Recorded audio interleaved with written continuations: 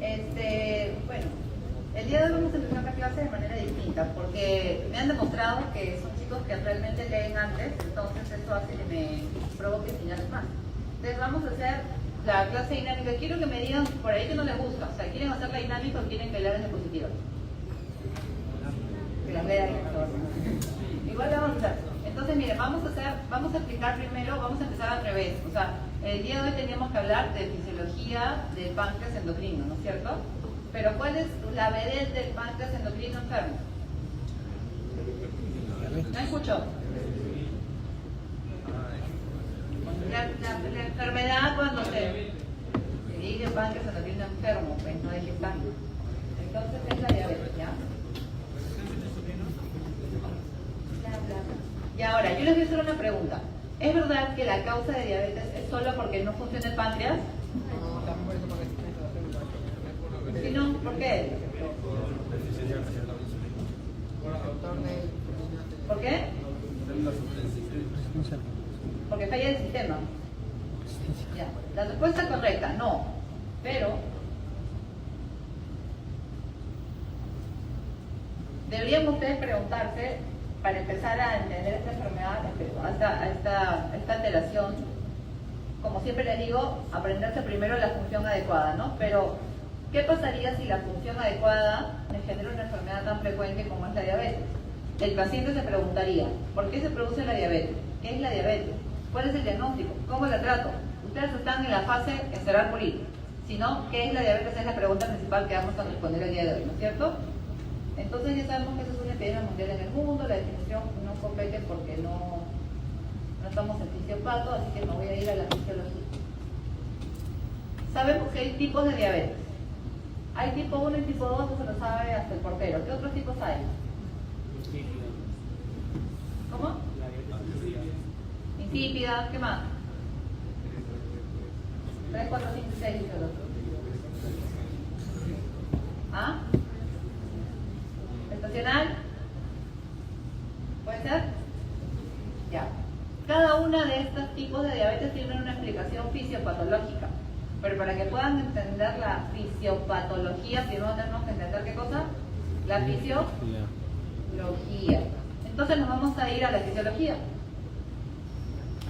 Y vamos a hablar de lo que sucede en condiciones normales, en condiciones fisiológicas. Entonces hay dos periodos que ustedes han tenido que aprender en sus clases de bioquímica. El periodo posabsortivo, ¿no? La mayoría de la glucosa absorbida es utilizada por un mecanismo insulino dependiente. Es el periodo en el cual se absorbe la glucosa, es la captación de la glucosa. ¿Cómo se llama esta vía en el periodo posabsortivo?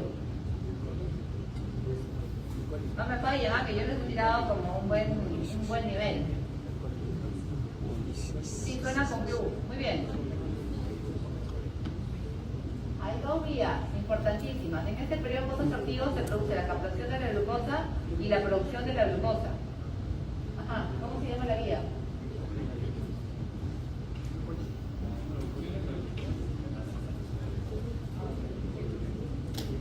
Vamos de nuevo, ya lo voy a hacer razonar. En el periodo necesito que razonen, porque esto es la fisiología. En el periodo posabsortivo, la mayoría de la glucosa absorbida es utilizada por un mecanismo insulino dependiente. O sea, es un periodo en el cual hay insulino dependencia.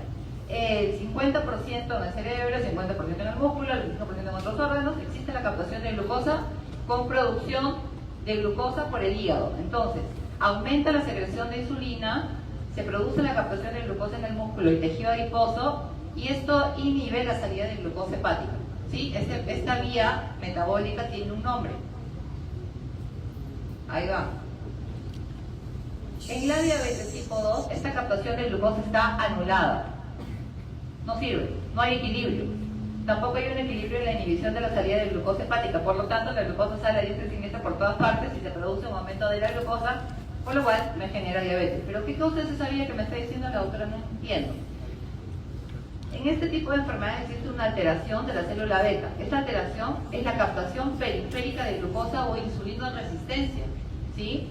Aunque genera un aumento de la salida de glucosa en el hígado. Entonces, en el estado postprandial, ¿qué vías estaban activas? ¿Qué vías metabólicas? Ya, IGTP. Glucólisis. ¿Cuál? En la posingesta están estas vías, la glucólisis y la glucogenogénesis. ¿Sí? Están muy bien. Entonces, estas dos vías metabólicas, ustedes ya se las saben, ¿no es cierto? Ya, ¿para qué se las repito? A ver, ahora vamos a hacer una especie de dinámica en la cual vamos a recordar estas dos vías, la glucólisis y la gluconeogénesis, porque ustedes han visto, ¿cómo se llama esta serie donde está el señor Miyagi? Karate Kid, ya. ¿Han visto cuando al Karate Kid lo hacen encerrar pulir y no entiende por qué rayos están haciendo encerrar pulir? Básicamente, esta es el encerrar pulir de la diabetes. Entonces, tienen que entender estas vías metabólicas, ¿la cuál? Glucólisis. La glucólisis y la glucogenogénesis. Entonces, nos vamos a dividir en dos grupos.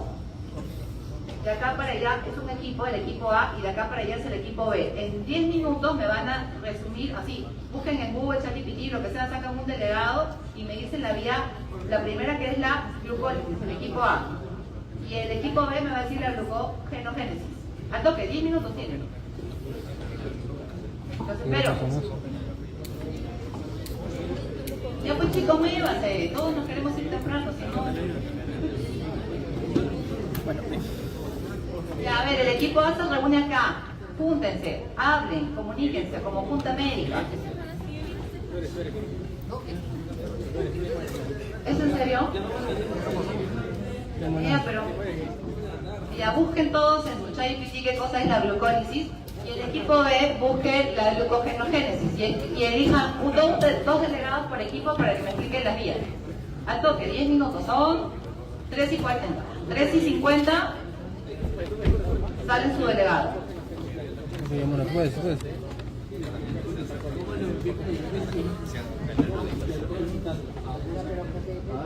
Estoy poniéndome.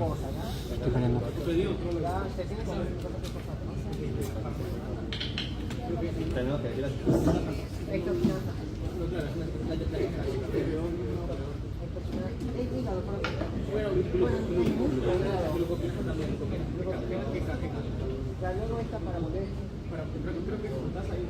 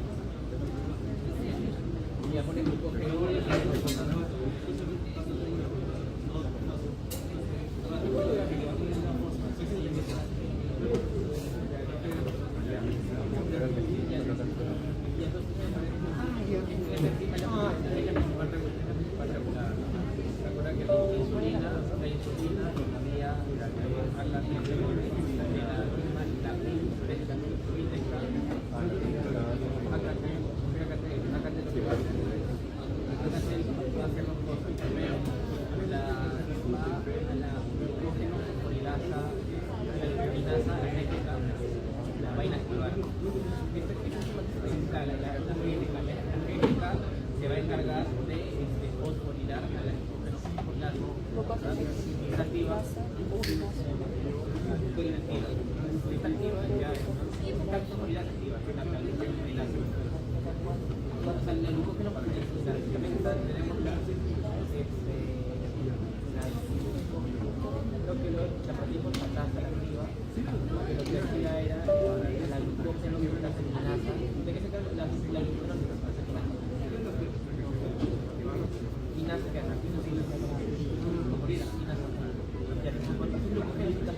Les quedan 5 minutos. Si esta fosforilasa es activa o desactiva, entonces la va a inhibir, ¿ya? Y a su vez la va a inhibir para que no le inhiba.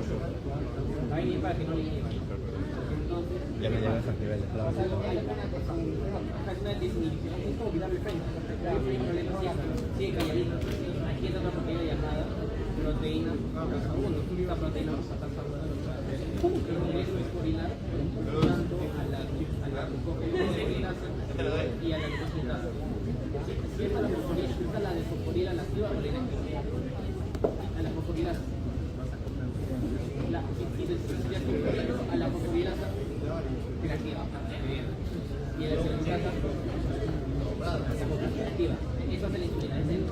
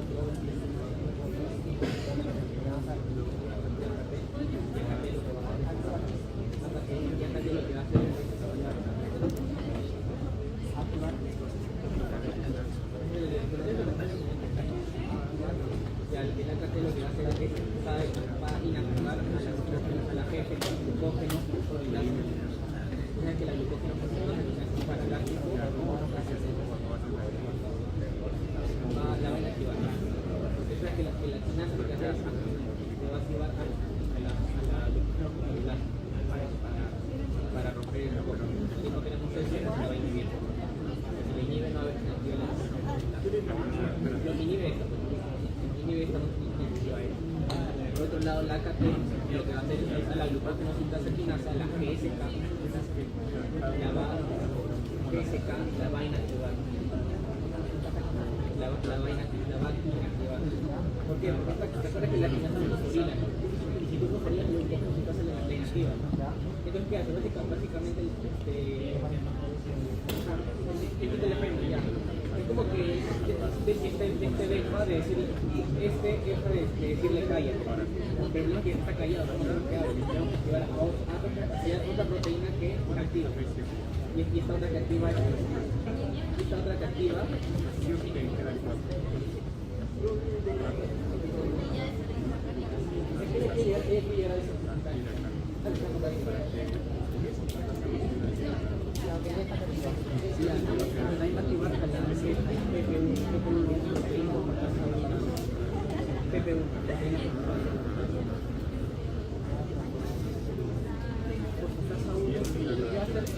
Va a desfosforilar tanto a la glucógeno fosforilasa como a la glucógeno.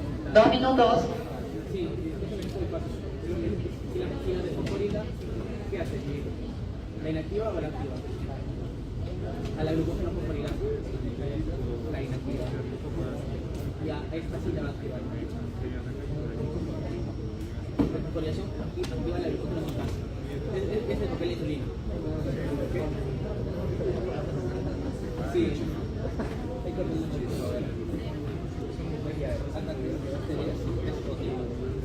A la glucosa sinasa la va a inhibir. ¿Para qué? Para que también llegue a la también no inhibe. Para desinhibir. A partir de otro lado va a activar a la va a inactivar a la glucógeno fosforilasa también para que esa no active la glucógeno fosforilasa. Y también también va a la APP1, que es la fosfatasa 1, y se va a encargar de desfosforilar quizá P, menos P, a las dos, tanto la lactosa sintasa como la lactosa fosforilasa. Ya si esta desfosforila la fosforilasa, se inactiva. Y esta la inactiva, la desfosforila la inactiva.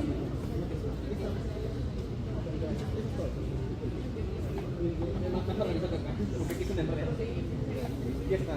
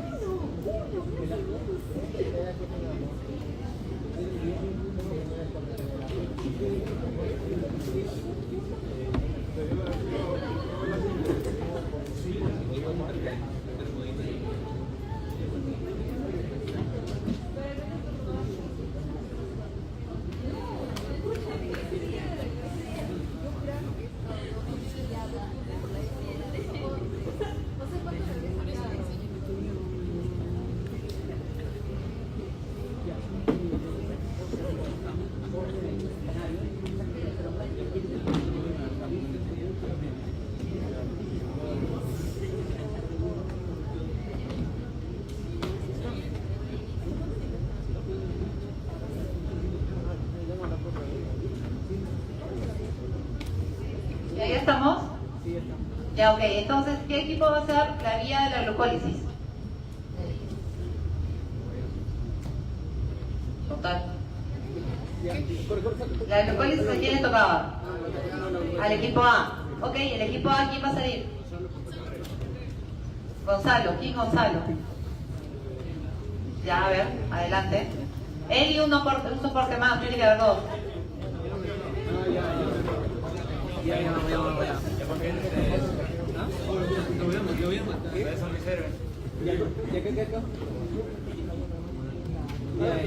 Chicos, ustedes ya están ahí, pásense acá, porque se ve como muy separado. Ana, hasta que me manden. Ya, a ver, ¿cómo te llamas? Gonzalo, muy bien.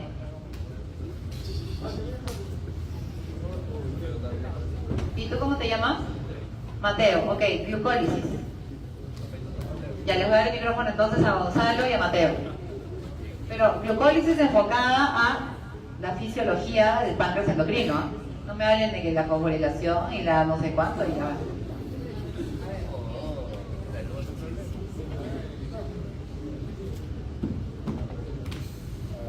Bueno, lo que empezaría sería la glucólisis para lo que sería la energía a los que estudia Diana, de la función de la insulina. El primer paso sería que la glucosa, mediante una enzima llamada hexoquinasa, se va a convertir en glucosa 6-fosfato.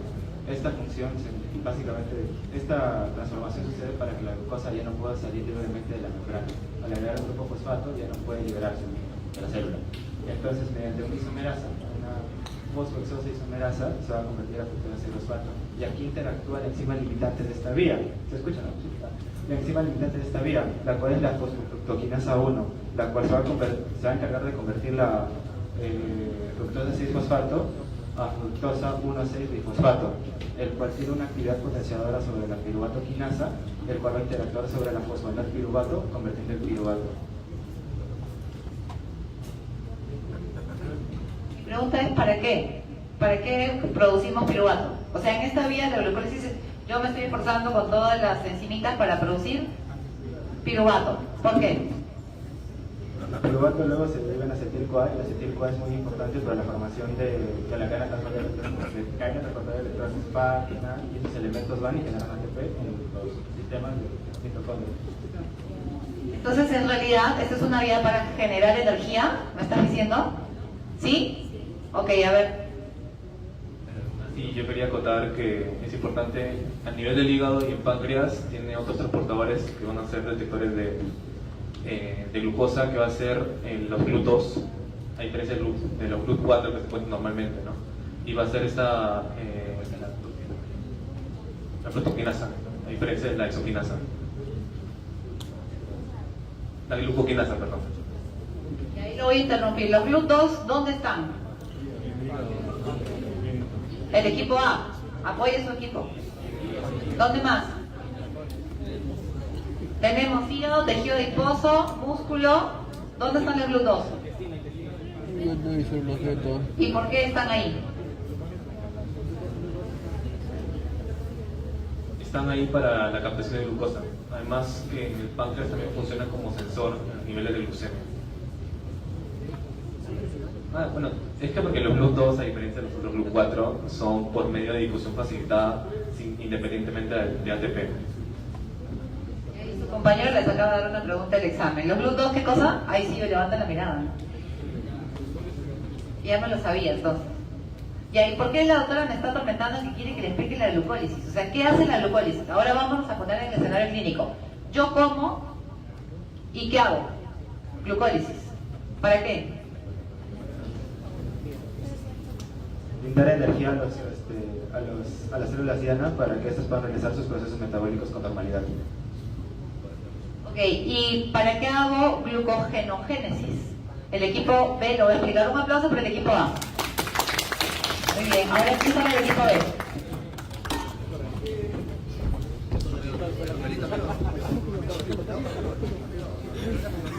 Acá de lo que se trata es que me digan el por qué y para qué. O sea, no, ya sé, las enzimas las tienen en el libro, las sabemos todos, están en una foto bien grande. Pero ¿para qué? ¿Por qué? ¿Cómo? ¿Comí? ¿Qué pasó? El propósito de la glucogenogénesis es principalmente tener una reserva para el caso que ahorita estamos en postpandrial, hay abundante energía y glucosa en la sangre. El objetivo es absorber esa glucosa mediante varios procesos, los cuales incluyen la conversión de glucosa a fosfato y eventualmente de esto a glucógeno, para eventualmente tener energía almacenada para que en un futuro posterior esta se suelte, para si en caso se tenga hambre o se pase un periodo prolongado sin alimentación, podamos tener dicha energía. Claro, también agregar que este proceso de glucogenogénesis va a ser apoyado por la insulina, porque la insulina va a activar tanto a la glucógeno sintasa y también va a inhibir a la fosfolilasa, que es la encargada de la glucogenólisis. Aquí quiero hacer una pausa. Él acaba de decir dos cosas importantes que sus compañeros han dicho. La primera es porque la glucogenogénesis es una vía para tener reservas. Es como cuando yo comí y pongo mi tupper en mi refrigeradora, esa es mi reserva, esa es mi glucogenogénesis. Ahora, su compañero acaba de decir otra cosa muy importante que seguramente no la escucharon. A ver qué.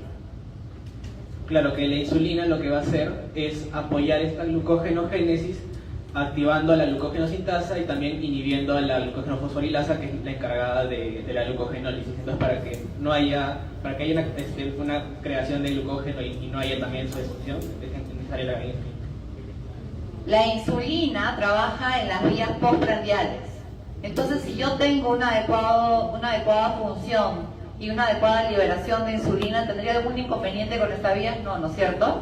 Ok, ahora, esta insulina, lo que dijo su compañero, es que además evita que mi reserva alguien se la coma. O sea, la insulina viene a ser como la llave de la refrigeradora que ponen cuando ustedes han comprado su helado y no quieren que nadie más se lo coma. Ya, esa es la insulina, para la vía de la glucogenogénesis. Entonces, estas dos vías se activan en el postprandial. Ahora yo le preguntaría al equipo B, que me parece que es la que ha puesto mejor hasta ahorita, y la pregunta del millón sería: ¿por qué la doctora me pide que explique estas dos vías? ¿Qué tiene que ver con la fisiología del páncreas endocrino? Que el páncreas secreta la insulina, que activa estas dos vías, para empezar la glucólisis. Bueno, activan las vías básicamente porque al abrir GLUT4 genera que ingrese la glucosa para que se puedan iniciar estas vías. Y pues la insulina es secretada por el páncreas endocrino. Acá me acaban de hablar de otro GLUT. Antes me hablaron de un GLUT2, ahora del GLUT4. ¿Por qué en la glucogenogénesis me mencionan tanto el GLUT4 y en la otra me mencionan tanto el GLUT2? ¿Cuál es la diferencia?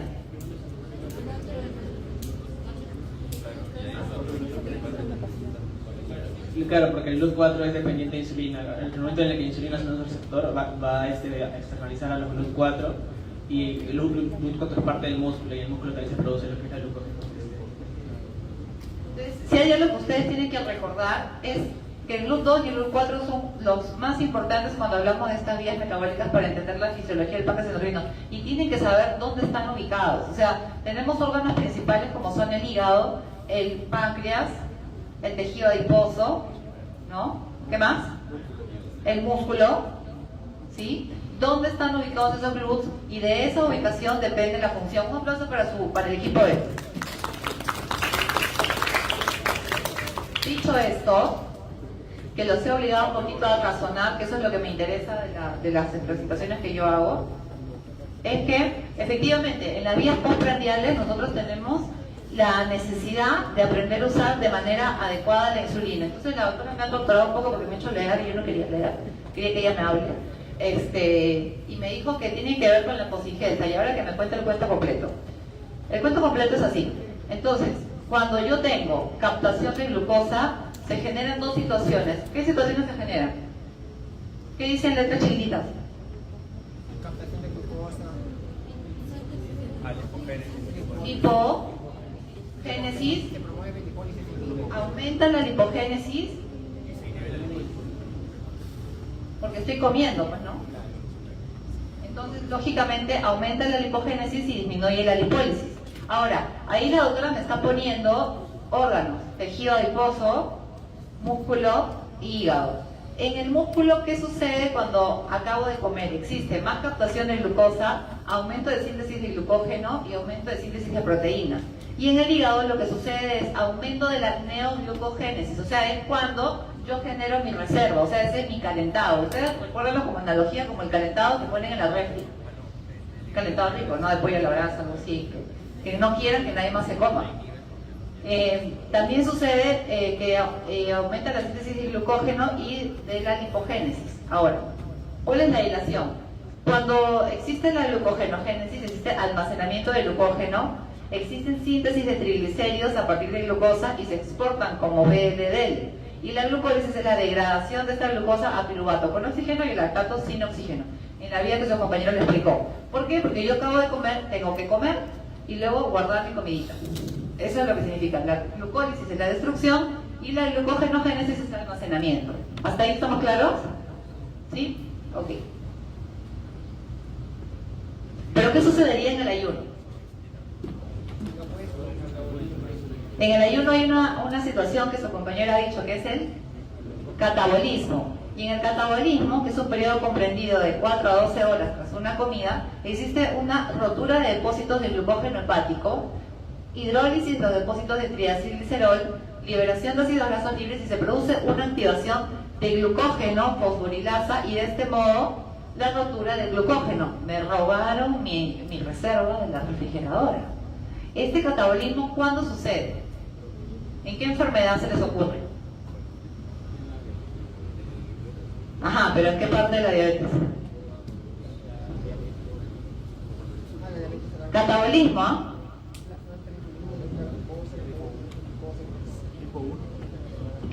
Hay una palabra que los médicos en emergencia en diabetes nos llaman cuando hay una emergencia porque hay una... Hipoglucemia.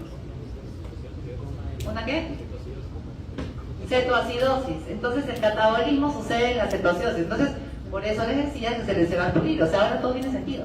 Resulta que en el catabolismo existe destrucción como desmedida y descontrolada y de este glucógeno, ¿no? Entonces, en el ayuno, lo que hay es una disminución de la glucosa en las primeras 24 horas, obviamente ya lo sabemos, y se activan estas dos vías, la glucogenólisis y la gluconeogénesis.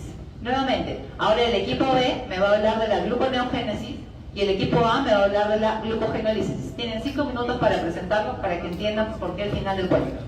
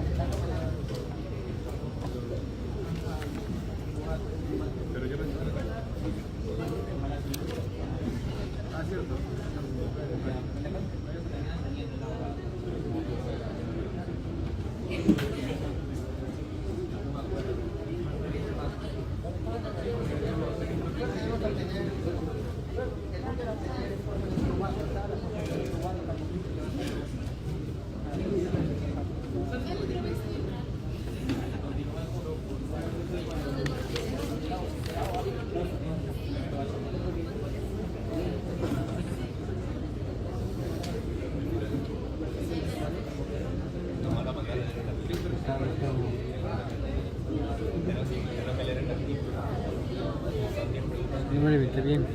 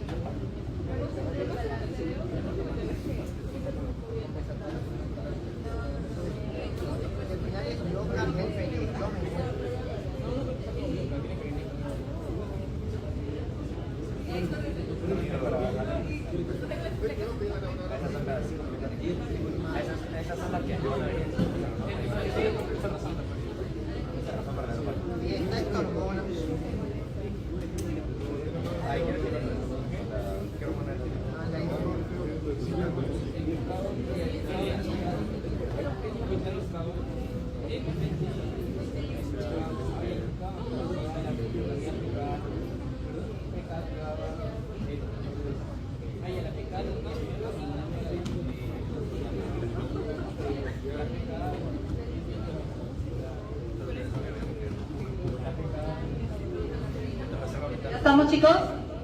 A ver, el equipo A, por favor, salga adelante.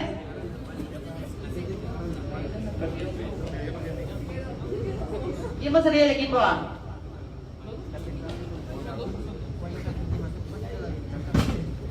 Creo que van a sacar a... Ya, el de camisa rosada va a salir con su compañero del costado. Listo, ya definí, al toque. Toma.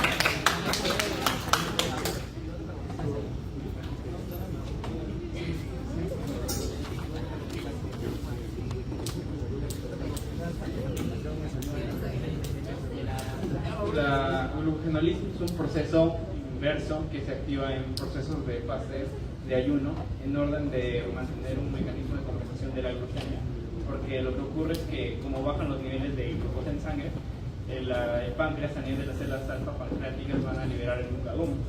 El glucagón es una hormona que se conoce como una hormona hiperglucemiante que va a aumentar los niveles de glucosa en sangre, uniéndose a su receptor de glucagón, activando una vía intracelular de proteína GS estimulante para activar enzimas como la fosforilasa y activar a la enzima encargada de cortar los enlaces 1,4 alfa de la cadena glucógeno en orden de liberar glucosa 1 fosfato.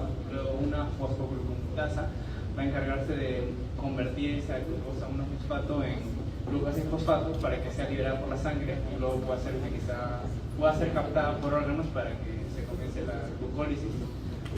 Y es un mecanismo para mantener la glucosa.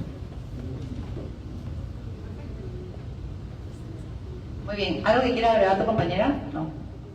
¿Hemos dicho? Ya, perfecto. ¿Y el equipo B? Dale, estamos haciendo.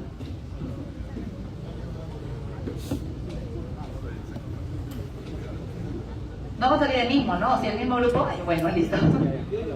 Todos sus muchachos, muy bien, sus personas favoritas.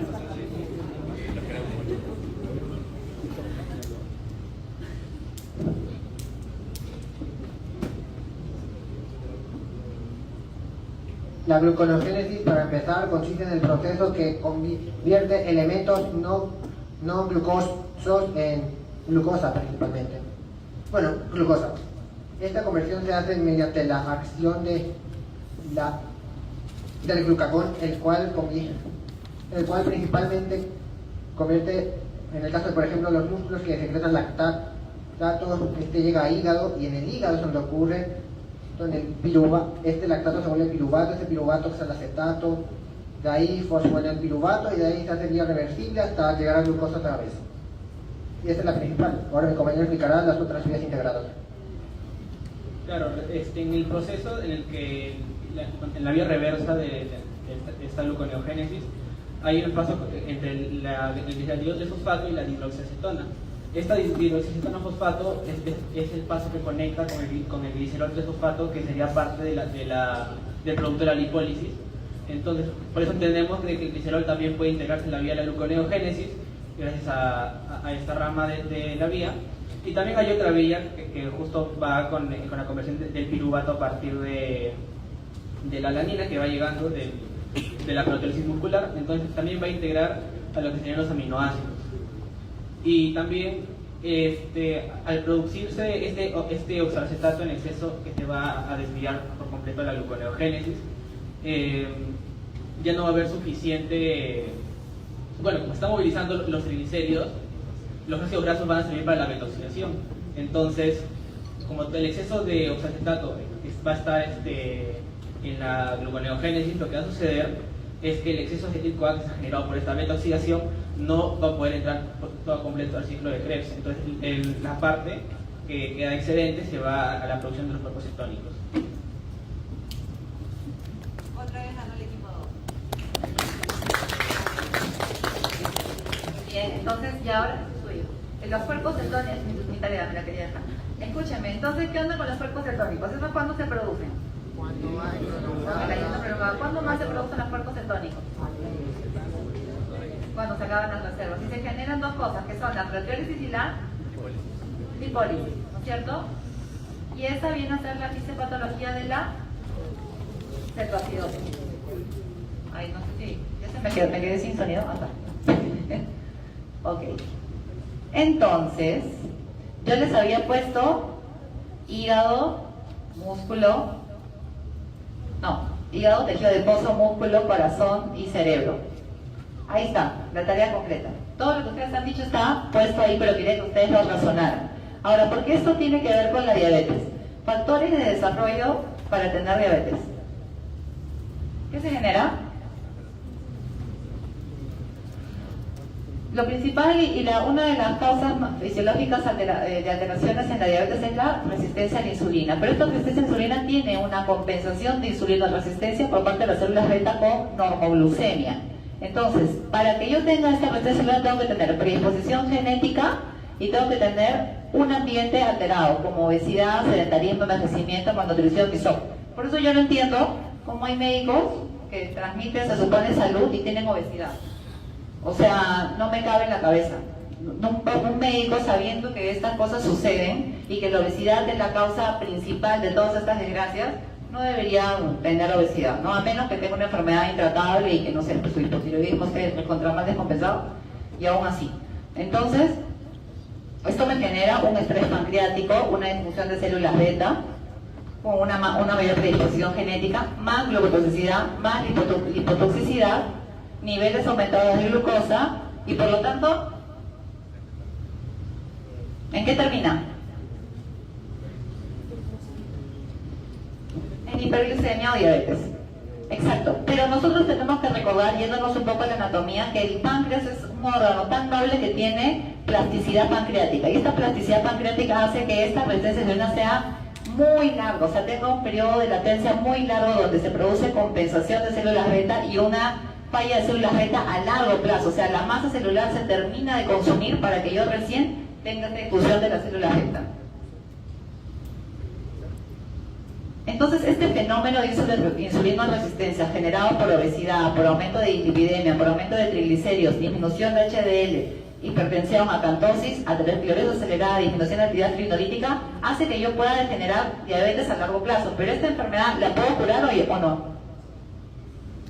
La insulino resistencia. Sí, ¿no es cierto? Al unísono. ¿Y cuál sería lo principal que tengo que hacer para que no tenga insulino resistencia? Ser gorditos, ¿no? Bajar de peso. O sea, una persona obesa, firmado, que tiene un cuadro inflamatorio en su cuerpo, aunque no tenga ninguna alteración metabólica, y lógicamente puede generar resistencia a la insulina en algún momento de la vida. Yo no es que esté en contra de los gorditos, son mis pacientes favoritos. Mi problema es los médicos que tienen obesidad. Entonces, cuando hay insulino resistencia, nosotros tenemos esta liberación de aumento de la lipasa hormonosensible, aumento de triglicéridos, aumento de resistencia a la insulina, aterogénesis, inflamación y disfunción endotelial. Entonces, este deterioro metabólico precede muchos años a la diabetes, o sea, es un deterioro a largo plazo, y esa es la historia natural de la enfermedad. O sea, podemos ver que hay resistencia a la insulina, primero, para empezar, hay prediabetes y después recién me genera la diabetes. Entonces yo tengo un tiempo de vida muy largo para yo poder tener una enfermedad que es tan progresiva y que la causa principal es la obesidad con toda la cascada inflamatoria que esto conlleva. Glucotoxicidad, lipotoxicidad, liberación de células libres, liberación de cuerpos cetónicos, alteración de las vías metabólicas, todo por estar gordo. O sea, ¿vamos a estar gorditos? ¿Seamos gorditos saludables? Seamos médicos que transmitamos salud, y parte de eso es no tener obesidad. Entonces, ¿es verdad que la causa de la diabetes es solo porque no funciona el páncreas? ¿Cuál es la respuesta fuerte? No, muy bien. Existe este octeto que ya está obsoleto porque ahora hay 13 órganos más que han sido estudiados, pero el octeto es uno de los principales. Entonces, existe una alteración en el páncreas, en el efecto incretina, en la lipólisis, en la reabsorción de glucosa, en la resistencia a la insulina, en el incremento del glucagón y en el aumento de producción hepática de glucosa y en la disfunción de neurotransmisores. Entonces yo tengo pacientes que me dicen, doctora, me llama a comer. ¿Han escuchado eso? ¿Qué le respondería a un paciente que me diga, me llama a comer? ¿Qué le responderían? Ah, no, psiquiatra dice. ¿Qué le responderían? Dime. Tiene una alteración, justamente la grelina, la hiponectina y la leptina son neurotransmisores que se encargan de la saciedad. Entonces, si yo tengo algún desbalance en el sistema nervioso, por eso su comentario de anda el psiquiatra no está tan alejado del tema, si yo tengo un desbalance en neurotransmisores, yo no voy a tener saciedad. Entonces, ¿cómo? Con desesperación, que sin parar. Entonces, ¿yo de dónde debo atacar? A la leptina, la grelina y la hiponectina. Entonces, esta es mi forma de que ustedes aborden el entendimiento de la fisiología, o sea, que vean el problema y puedan analizarlo en base a la causa. Entonces, así como esa disfunción, existen otras alteraciones en estos otros órganos, ¿no es cierto? Ahora les voy a poner acá. Para que yo pueda hacer un abordaje, tengo que entender la alteración, que ya se las he mencionado. Y cada alteración tiene un tratamiento. O sea que si yo sé dónde está la falla, yo puedo decirle cuál es el tratamiento. Si, por ejemplo, está en el intestino, ¿qué estaría pensando? ¿Que está alterado qué cosa? ¿El efecto? ¿Cuál es el efecto que hay en el intestino y que está de moda ahora con las ampollas? ¿El efecto Ozempic? ¿No? ¿Cómo se llama el efecto? Incretina, muy bien. ¿Y cuál es el efecto incretina? El efecto incretina sucede así, mira, se hizo un estudio, acá podemos ver el control de los pacientes sanos, el control de los pacientes con diabetes. En estos pacientes hubo una glucosa plasmática venosa y una insulina, mediciones como tal, y se ven estas curvas. Paciente con diabetes, ojo. La ingesta en los pacientes, la diferencia era que acá la ingesta era ingesta de glucosa oral y acá era ingesta de glucosa intravenosa. Entonces descubrieron que cuando existe ingesta de glucosa oral, existe una curva distinta de liberación de insulina a la ingesta de glucosa intravenosa. ¿Por qué? Por la sincretina, justamente. El efecto incretina es ese, ¿no es cierto? Entonces este efecto me dijo de que, o sea, resulta que en mi intestino hay un efecto que hace que yo produzca insulina. Entonces eso es buenísimo, ¿no es cierto?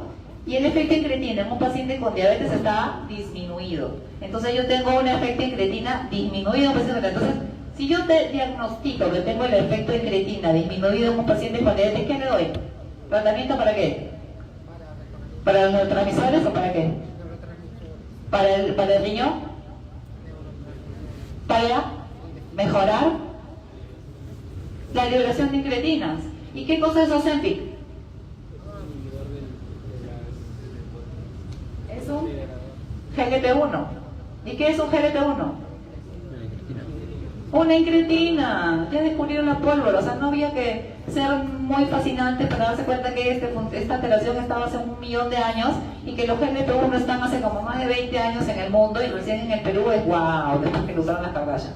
Pero es solamente el efecto incretina.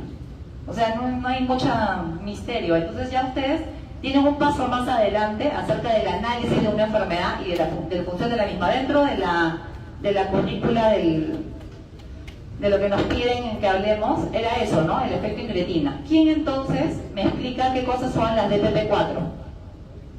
DPP-4. Tu compañero.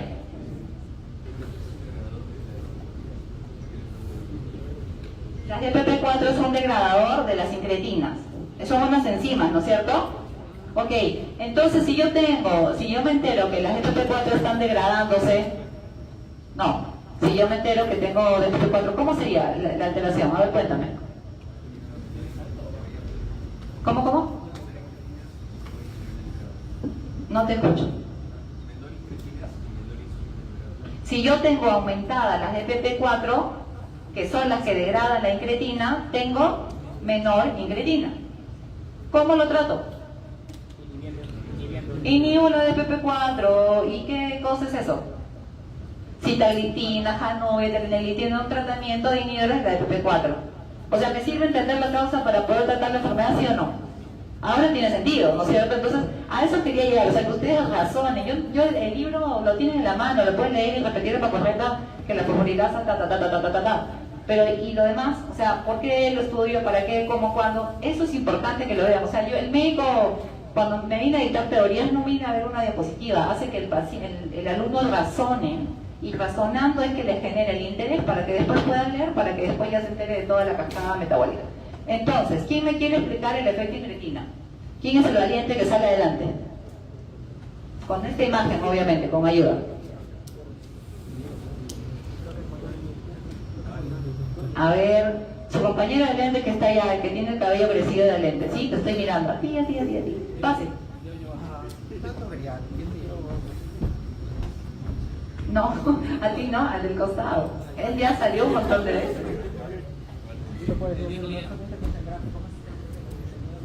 Tienen que acostumbrarse también, como alumnos de medicina, a hablar en público. O sea, si no hablan en público o no tienen la capacidad de transmitir, no van a llegar a ser médicos así top de los top.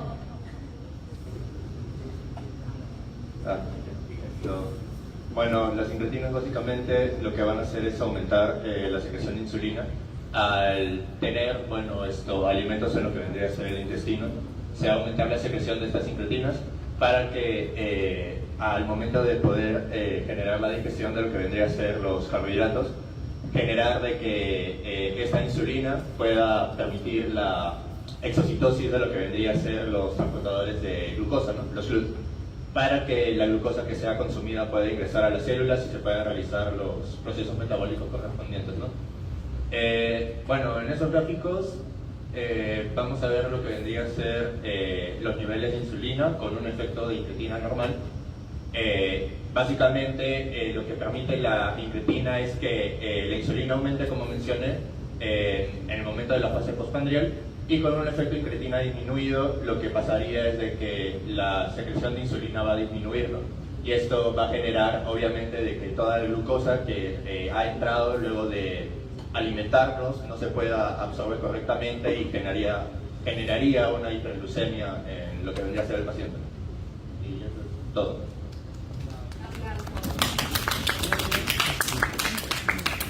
Entonces, ¿qué tal la clase? Mejor, ¿no? O sea, más fácil de digerir. O sea, ahora ya es lo mismo, pero al revés. O sea, lo analizan, lo piensan y ahora tiene un sentido porque me estudio el efecto incretina para manejar diabetes. Y ya si quieren ser endocrinólogos me buscan después. Ahora vamos a hablar de este efecto un poquito más detallado. Lo que decía su compañero. Mira, ¿cómo te llamas? ¿Acosta? Oscar. Ah, tú eres Osquita. Osquita, mira esta imagen. ¿Qué opinas? Te estoy detallando el efecto incretina justamente en la parte donde tú me dijiste que por favor este enzima P4 la inhiba. ¿Me la quieres explicar? Ven, Oscar.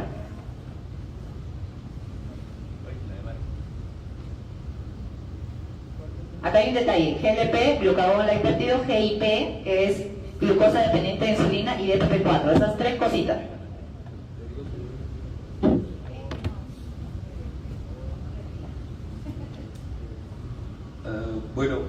Tenemos otra vez para explicar lo de la actividad de GLP-1 y GIP. Estas hormonas incretinas sirven para para aumentar la liberación de insulina. Esta comparación se realiza principalmente cuando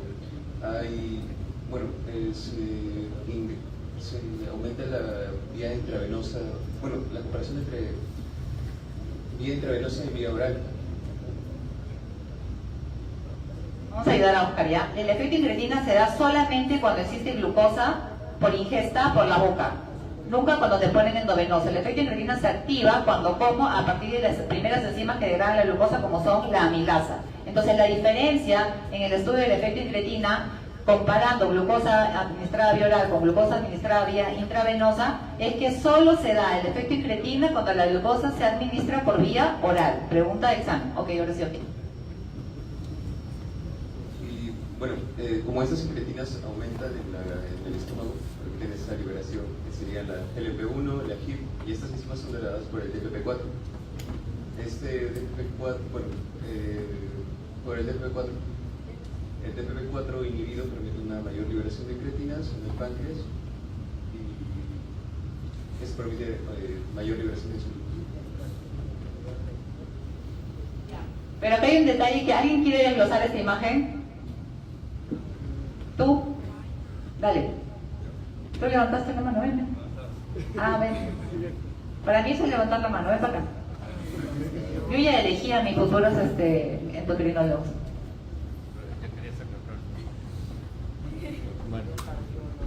Debería haber más mujeres que hombres. Yo no sé por qué es difícil conseguir un endocrinólogo.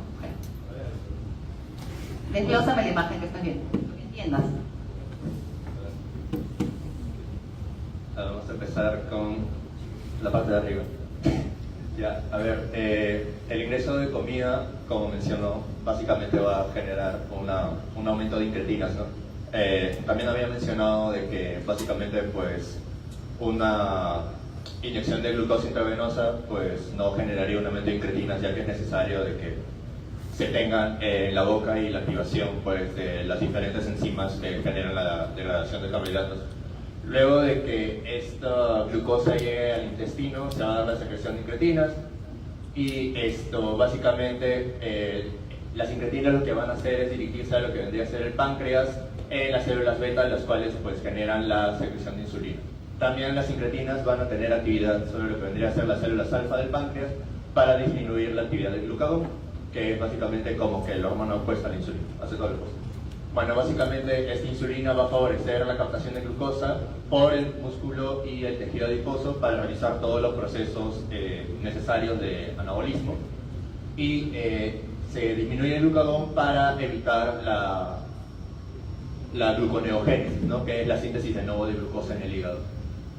Bueno, para disminuir lo que vendría a ser la actividad de las incretinas, las cuales son el GLP-1 y el GIP, se va a utilizar la enzima DPP4 y gracias a esto vamos a básicamente inhibir a las incretinas, ¿no? Por ejemplo, en un caso ya de ayuno o cuando ya se haya pues, digerido todo lo carbohidratos. Y lo que vendría a ser los pacientes con diabetes, pues básicamente queremos nosotros aumentar la secreción de incretinas, así pues la glucosa y todos los alimentos que se han consumido pueden ingresar correctamente a la célula. Así que se va a tener que proporcionar lo que vendría a ser un inhibidor de DPP4, inhibiendo esto así a la enzima que degrada las incretinas y permitiendo su función, ¿no? De aumentar la insulina.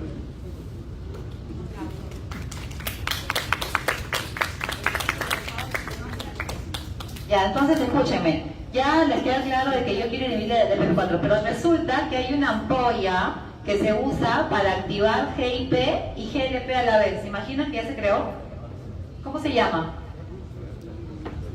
Doctora, estoy gorda, me quiero poner una ampolla que he escuchado. No es Ozempic, me han dicho que es mucho mejor que el Ozempic. ¿Por qué es mejor? Le pregunto yo. Porque activa todo. Mounjaro se llama. ¿Ya? Entonces ahora ya saben las dos tops de la vida que están de moda, que es el Ozempic, que son el GLP-1 y que es Mounjaro. Ah, ya, pero entonces la doctora dice que el Mounjaro es mejor. No, yo digo que el Mounjaro actúa a través del GLP y GIP. Entonces yo tengo dos formas para generar este efecto en el cuerpo. Darle un inhibidor de la DPP4 que es muy leve, o sea el efecto es muy suavecito, o darle de frente la GLP-1. O ya si no me funciona, darle de frente la GLP y el GIP, todo en una ampolla. Por eso es que se han creado estos tratamientos. Entonces, alguien un poquito más brillante y marquetero que todos nosotros acá sentados, se aprendió esta gracia de cabo a cabo y dijo, ah, no, pues yo lo voy a crear. Habló, negoció y ahora ya lo tenemos. Entonces, esa es la gran cosa que ahora hace que todos bajen de peso. ¿A quién le van a poner Mounjaro? ¿Están pensando? Ya. Entonces, eso es el efecto incretina y esos son los fármacos que se usan para manejar este efecto, ¿no es cierto? Entonces, además, esto genera disminución de la apoptosis de células beta. ¿Imaginan un fármaco que me evite que las células beta se mueran? Bueno, existe. Aumento de la neogénesis también. Y en esta imagen nosotros podemos ver que la hiperglicemia tiene toda esta cascada de mecanismos de acción y con lo cual, al yo entender dónde actúa y en qué órgano actúa, entonces puedo tratarlos. Ya la otra me ha explicado acerca de los GLP, los GIP y los DPP4. Pero vamos a regresar a nuestro texto de Tronzo y vamos a conocer otra enfermedad. Cuando hablamos de hiperglicemia, existe un incremento en la reabsorción de glucosa. ¿Qué cosa es el incremento de la reabsorción de glucosa? ¿Alguien sabe?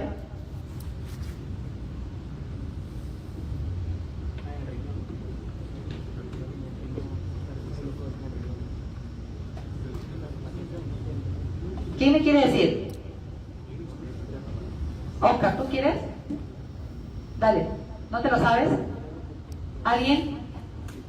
¿Qué es la absorción? Ah, mira, una mujer bien, palmas. Adelante.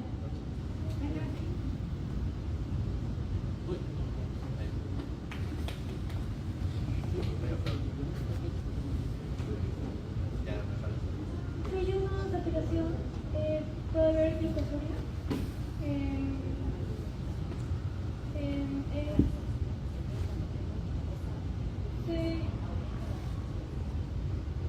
¿Qué se satura? O sea, se tiene que...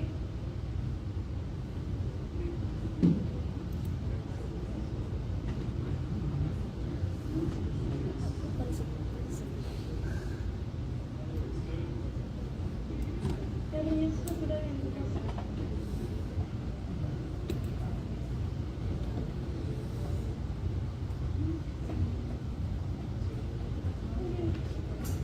No se puede eliminar la glucosa por situación y se va a quedar en Entonces la glucosa, su compañero nos ha dicho, no ha analizado bien, sino que es un poco tímida, pero ya se va a soltar, que la glucosa no se puede eliminar. Entonces se me ocurre, ¿qué le doy? Acá tengo un problema, hay hiperglicemia, entonces la glucosa no se puede eliminar. ¿Por qué? Porque hay un incremento en la absorción de glucosa. ¿Qué le doy? ¿Qué le doy? No puedo botar glucosa por el riñón. ¿Qué le doy? Un fármaco que haga que bote glucosa, no agua, ni electrolitos, glucosa por el riñón. ¿Existe o no existe? Son los SGLT2, dapaglifosina, empaglifosina. Entonces, nuevamente, si yo entiendo este cuadrito, yo sé qué tratamiento dar y de pronto me vuelvo millonaria inventando los SGLT2, que al generar glucosuria y al generar aumento de la diuresis, como decía su compañero, además bajo la presión. Entonces, si está gordo, hiperglucémico y es varón, ¿le doy un SGLT2? ¿Sí? Y entonces le soluciona la vida. Entonces, de eso se trata la clase del día de hoy, chicos, que ustedes entiendan el mecanismo por el cual se producen las enfermedades para que después quieran manejarlas y tratarlas. Si no, las científicas están en su cuaderno todo el tiempo. Entonces ahí les puse en la pantalla, ¿no? En el riñón existe un aumento de la absorción de glucosa y le doy un SGLT para aumentar glucosuria y generar menor hiperglicemia. Esto no. Ya, esto no es para ustedes. Entonces, en conclusión, las terapias y métodos de motor glucémico tienen que ser individualizadas, lógicamente. El tratamiento con GLP-1, de hecho, es uno de los más modernos ahorita, pero no es el más guau. Si ustedes entienden el octeto de Bronzo, van a querer ustedes mismos descubrir. Y yo les diría, si les pongo el octeto de Bronzo acá, fuera del efecto incretina, que ya está más que estudiado, ¿qué les provocaría tratar?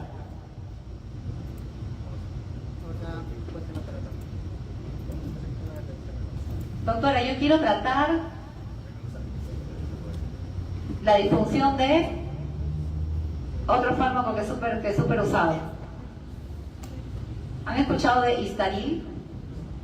Ya es un fármaco para manejar diabetes también y para tratar obesidad a la vez, y que me altera la disfunción de neurotransmisores y me activa justamente las sustancias que me generan saciedad en el cuerpo, que ya las han mencionado. Entonces, si yo activo la saciedad, estoy llena todo el tiempo, por lo tanto no quiero comer, por lo tanto me soluciona la vida. Entonces, así funciona la endocrinología. Entender la fisiología hace que yo todo lo demás lo quiera desglosar. Por eso es que empecé la clase de esa manera, o sea, con el encerrar pulir de la medicina, que son estas 4 vías metabólicas tan importantes que ustedes han podido repasar. Para mí es muy sencillo decírselas, pero otra cosa es que la busquen, que la lean y que se actualicen, ¿no es cierto?